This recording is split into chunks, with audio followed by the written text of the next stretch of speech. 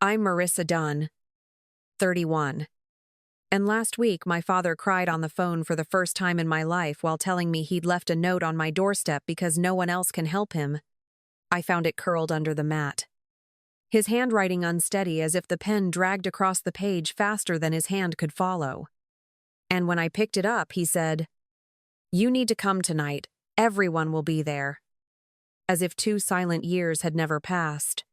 I asked him whether he realized how long it had been since he last used my name without rushing to end the call. And he exhaled sharply and muttered, "This isn't the moment to revisit old wounds." Before hanging up without waiting for my answer, I stood in my doorway with that note trembling between my fingers. The fading ink confirming what his voice tried to hide, he was deteriorating. And yet not once did he ask how I'd survived the time he pretended I wasn't his responsibility. I kept replaying the sound of his voice as I locked the door behind me, noticing how it wavered only when he spoke about needing something. Never when he spoke about me. The note was still warm from the sun, and the uneven pressure of each stroke told me his hands had been shaking long before he admitted anything was wrong. My mother had texted seconds after the call ended, writing, "Please come for your father," without a single word about the years she'd ignored. And the absence of any question about my life felt louder than the request itself. I stared at both messages together. Realizing the evidence was simple, they remembered me only in emergencies. When I finally sat in my car, I repeated his words aloud. Not because I needed to hear them, but because the way he'd delivered them revealed everything he didn't say. "You need to come tonight," he'd insisted. As if urgency could erase abandonment, the note lay beside me on the passenger seat, the paper bending where his thumb had pressed too hard. And I traced that dent with my own thumb while wondering if he realized how much force he'd used on me in the past. By the time I started the engine, the sky over Denver had already shifted to that late afternoon gold. And I understood that whatever waited for me inside that meeting wasn't a conversation, it was a summons. I remember the morning my doctor told me the biopsy was malignant. And he said, "We found malignancy. Marisa." While the pen in his hand slipped and tapped against the folder in a way that made the room feel smaller. "Shia," I asked him what came next. And he answered, "Aggressive treatment." As if urgency could soften the edges of the word cancer. But all I could hear was the faint rattle of that fallen pen. When I left the clinic, the air felt thin. And I called my parents because I didn't know what else to do. Telling them, "I have cancer. And I'm terrified." Before the silence pressed back at me, my father finally replied, "This isn't a good time. Brandon's engagement is taking every spare minute." And the way he said it made the sidewalk tilt under my feet. Later that week, I met with the oncology team. And when they laid out the treatment schedule, I tried to steady my voice as I said, "I'll manage." Even though I had no idea how. My mother texted, "We'll pray for you," but never asked for the appointment times. And the absence of any follow-up became its own answer. Each session blurred into the next until the infusion nurse, Julia Rivers, saw my shaking hands and whispered, "You shouldn't be doing this alone." While she tucked a blanket around me, I didn't argue because the visitor log in front of her already showed the truth. 28 sessions. 0 signatures. As treatment went on, the hair on my pillow thinned to a pale fan, and I sent my mother a photo of the new schedule with the message, "Round 3 tomorrow," hoping she might say, "I'll come." She didn't.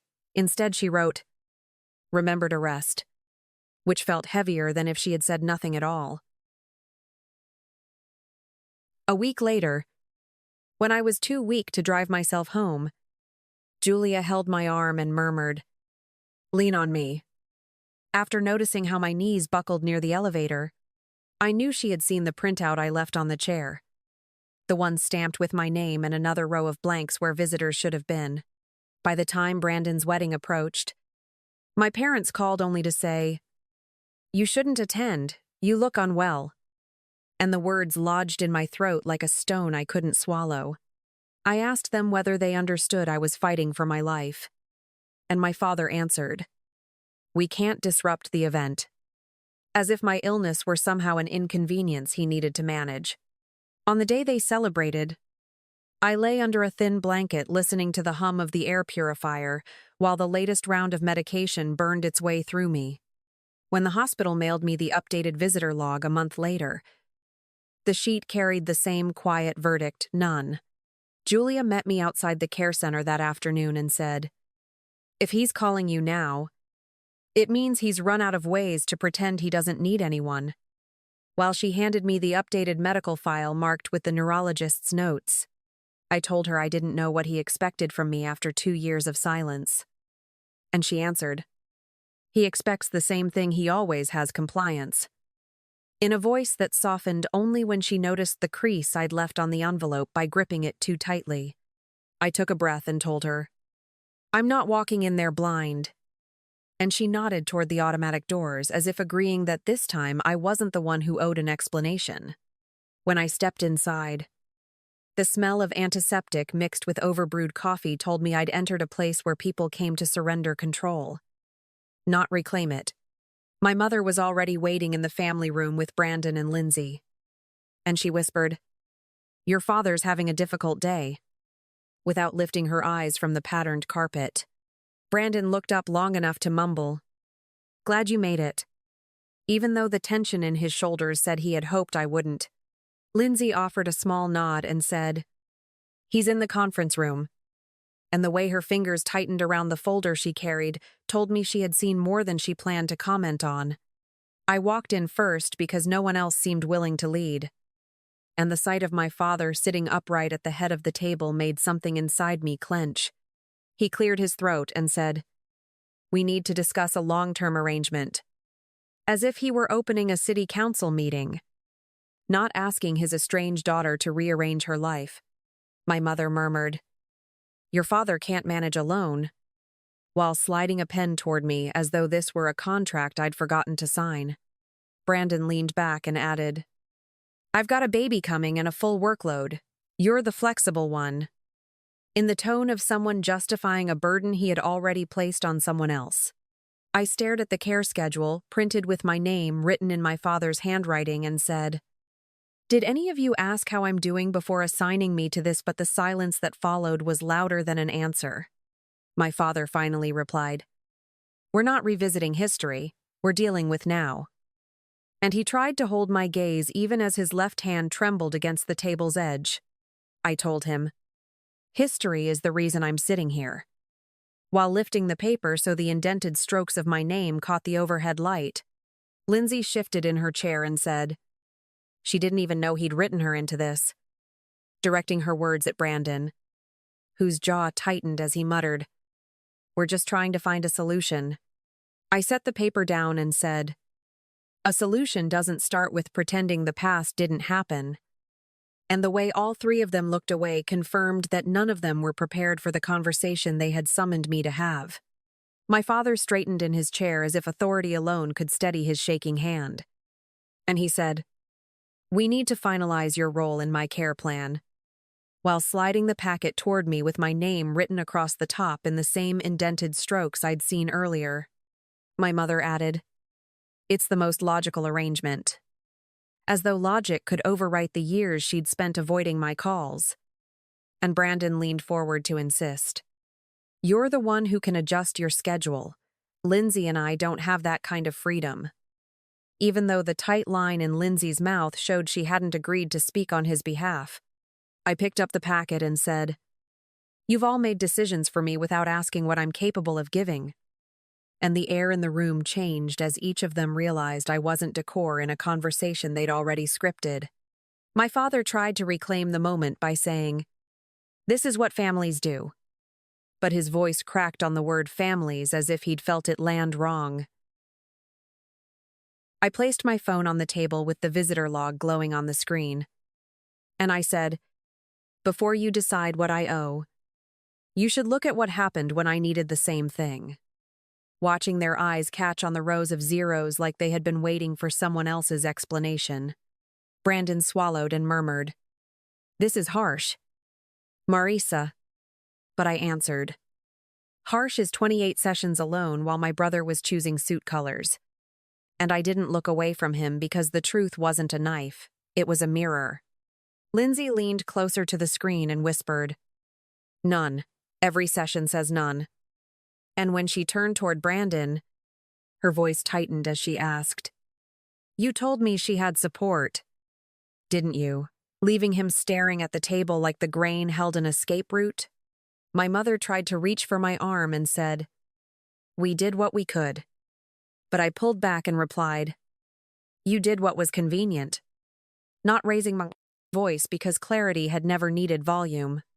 My father tapped the table twice and said, "We're not returning to the past, we're addressing the present." But the tremor in his fingers contradicted the certainty he tried to project.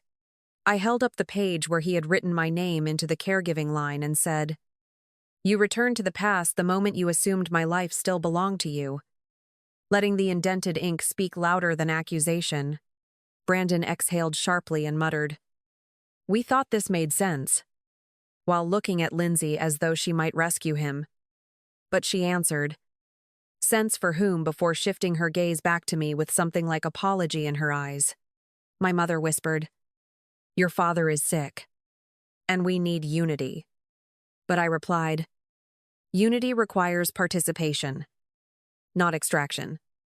And the silence that followed settled over the room like a truth none of them wanted to touch. My father tried one final command when he said, "You're my daughter." And daughters don't walk away from responsibility. But the words felt thinner than the paper beneath his hand. I stood, and the chair's legs scraped softly across the floor as I said, "Responsibility isn't assigned by handwriting." While placing the packet back in front of him, he looked up with a flicker of fear and said, "Marisa, don't do this." But the years of empty hallways and unanswered calls were louder than his plea. My mother's voice broke when she asked, "Then what do you want us to say?" And I answered, "I want you to understand that I survived without you. And I'm choosing not to be rewritten into a role you prepared before asking who I've become." Brandon tried again with, "We weren't trying to trap you." But I nodded toward the page with my pre-filled name and said, "That's exactly what this is." Making him sink back into his chair with no argument left to offer.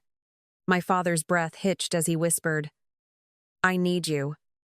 But need wasn't the bridge he believed it to be. I gathered my keys and the note he'd left on my doorstep. And when I reached the doorway, I looked at him long enough for us both to recognize the shift neither of us could undo. I said, "I don't belong here." Not as an insult, but as a boundary that had taken me years to articulate. And the room seemed to contract around the words as though they carried their own gravity. My mother covered her mouth. And Brandon stood halfway before sinking down again when he realized nothing he said would change the course I had chosen. I walked out without adding anything more. Because closure isn't a speech, it's a door that finally shuts behind you. My mother called 3 days after I walked out. And she said, "Things are unraveling here," while the strain in her voice pressed through every word. She told me that Brandon had taken an unpaid leave because your father refuses outside help. And when I asked why that was my concern, she whispered, "He won't cooperate unless family is present." I answered, "Family was absent when I needed it." And the pause on the line stretched long enough for her to admit, "You're right to say that." I ended the call without promising anything. Because promises had always been the currency they spent freely and repaid poorly. A week later, she tried again, telling me, "Brandon is exhausted. Lindsay is overwhelmed." As if fatigue could rewrite the choices they had made.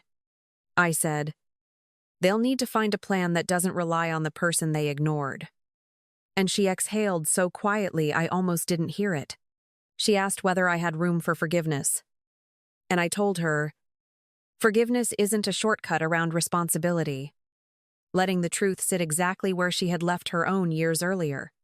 She didn't argue, which surprised me more than the request itself.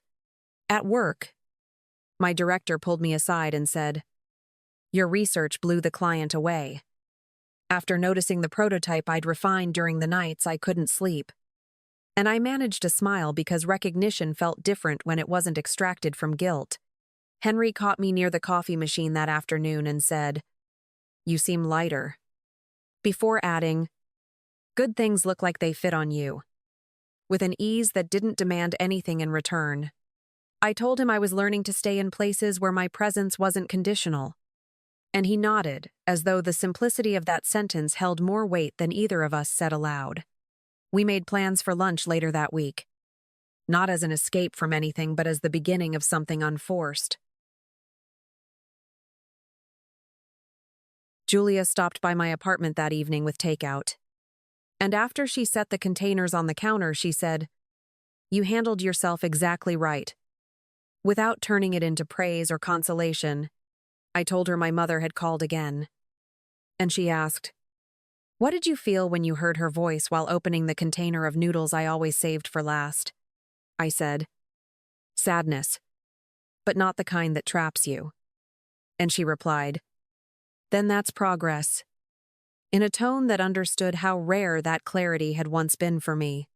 We ate in comfortable silence, the kind that didn't require justification. When I finally put my father's note in the drawer beside my bed, I said aloud, "I'm keeping this to remember the moment I chose myself." Because the crease running through the paper showed exactly where I had crushed it in my fist the first time I read it. The drawer closed smoothly, settling with a soft click that felt like punctuation rather than avoidance. I knew my family would continue wrestling with the consequences of their choices, but I no longer mistook their chaos for my obligation. I had stepped out of a story that was written without my consent. And for the first time, the quiet in my home felt earned rather than empty.